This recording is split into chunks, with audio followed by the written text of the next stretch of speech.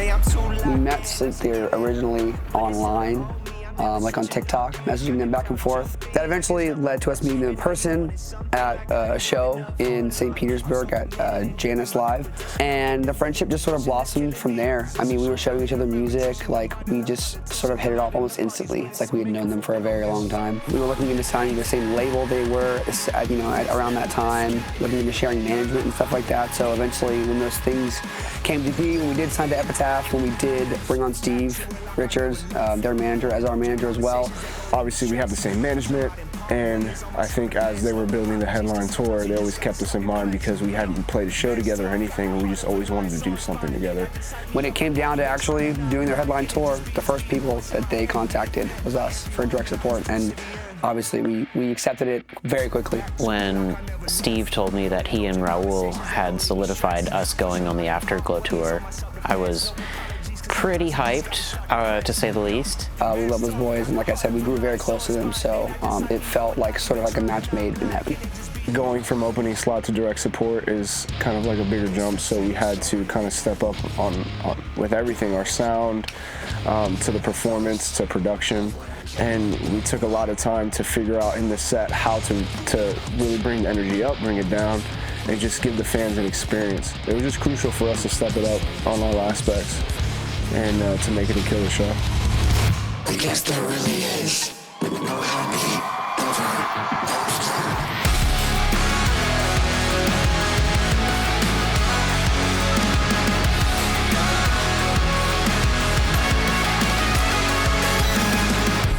ever. Like, people that don't know us, I think they see us and they're like, oh shit, like they're like an established band already, you know what I mean? Like, but I think more importantly for the fans that have been with us since like back in the day when we were just doing like, you know, little videos on TikTok of me and Jeremy in the studio, and then coming out to this show where direct support to Sleep there with production and all this hype around it. It's been great. They love it, you know, it's cool. They always tell us like after the set how, you know, they'd love to be a part of the journey, and I feel very thankful to be here too. You know what I mean? This has been a dream of ours. We've been slowly growing at this for years. Oh, we good. We locked in. I think we took a lot of time to like review how we presented ourselves on stage. With each show, I have an opportunity to just really try to come out of my shell even more. Yeah, that's always been like a thing that I've been like sort of insecure about, is how I move up there. And so I'm really just making that a main focus. Like, the biggest obstacle I'm working on, I guess, is cardio.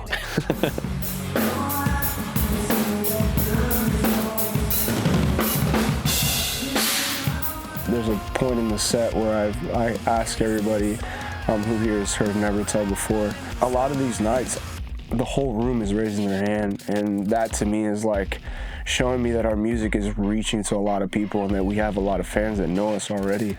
The first tour, obviously we were opening act for massive band. It's tough when the crowds aren't really very receptive to it, I suppose, but it's also very humbling, and I think we needed that to make this tour that much more impactful, with how, like, every time Raul goes, has anybody heard of Nevertel before? And half to 3/4 or sometimes even all of the room raises their hand. That's like, holy shit. Like, that's pretty sweet. I would take an in-ear out, my right in-ear out, every single time we start playing Everything in My Mind, and we let the crowd take that moment, and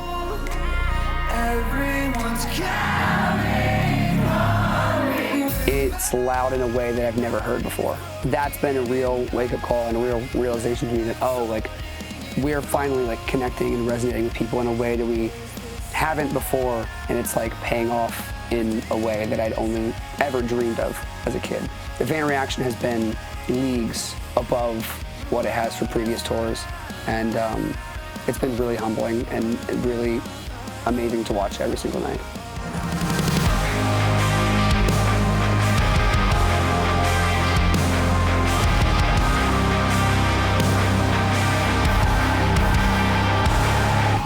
Oh my God, dude, that makes me sick. Oh, never do that. Never jump in a fun mirror.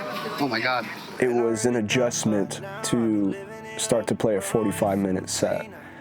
And not instrumentally, vocally, for sure, because your vocals are more strained, and you know, we came from doing like 30-minute sets all the time to now every night even 5 in a row, so we were doing 45-minute sets. And it taught us, to take care of our voices, drinking tea, try not to talk too much after the set. It was a learning curve that we had to adjust to give our best every night to all the fans that paid hard money to come see us play.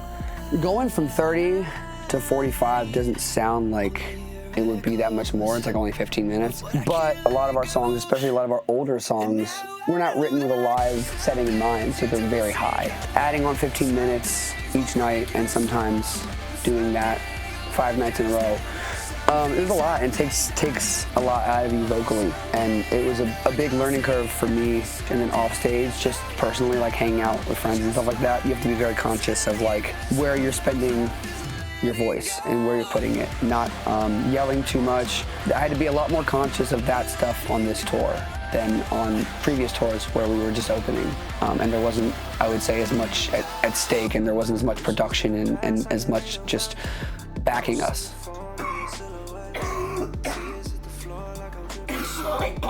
I was sick twice on this tour. I started the tour a little sick. I think because that wasn't treated properly, it manifested into pneumonia, and having pneumonia on tour and having to like step down for a few shows was definitely like, it was a little tough. It was a little tough. It was weird watching my own band play in front of me. It was a cool and like cathartic experience, but also a little difficult.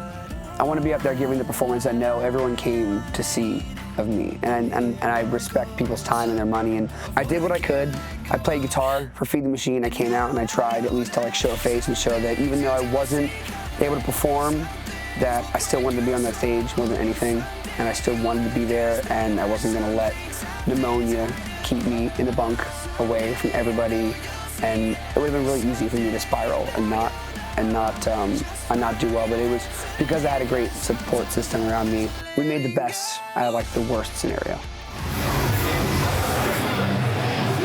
Patience is the thing I always come back to on tour, whether it's patience with yourself, patience with your body, patience with other people. Everybody is trying their best, the best they know how, and that you should be patient. To find a place of peace on tour, which is difficult, and to be able to protect it is very, very important.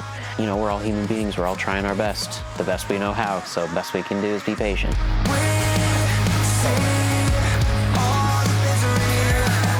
I know that the people that are back home are happy knowing that I'm doing what I was born to do.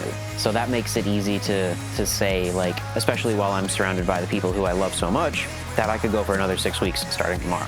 Like, I could do it. I miss my dogs, I miss my girlfriend, I miss home, but I know that they're happy that I'm doing this, and that's fuel to keep me going, to keep doing it. And that makes it doable, very doable. We are at Las Vegas tonight. It is sad. Are we? No, Vegas. we're in Phoenix. Or Phoenix.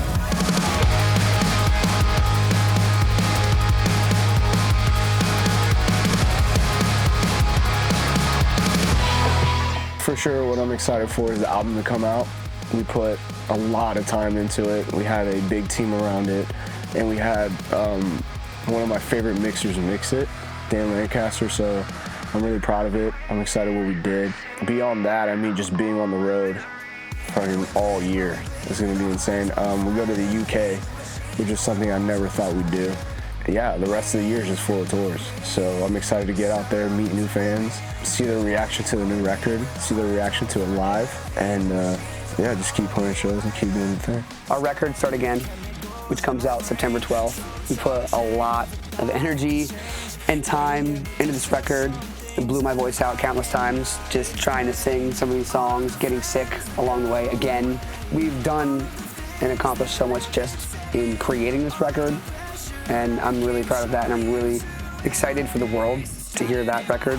Pre-order that shit, grab it, buy it, listen, I don't care how you do it, just spin it. And our tour in the UK with Barry Tomorrow. More than anything, I've wanted my music to like take me overseas and to have me travel to like different countries and to be able to experience different cultures. And the fact that we're getting that opportunity, not only at this point in our career, but direct support, I think is incredible. And I'm so excited about that tour. Now that we're at the end of the Afterglow Tour, part 1, where I'm also looking forward to writing more music. Honestly, it's been a little bit of time, and I'm already thinking about the second record. And I know that we haven't even put our first record out, but I don't know. I'm excited to see what that would look like and what direction we would take. And I'm excited to get back to writing music again after, in between touring and in between all the crazies for this year. I'm really excited to look forward and see where this new chapter of Nevertel takes us.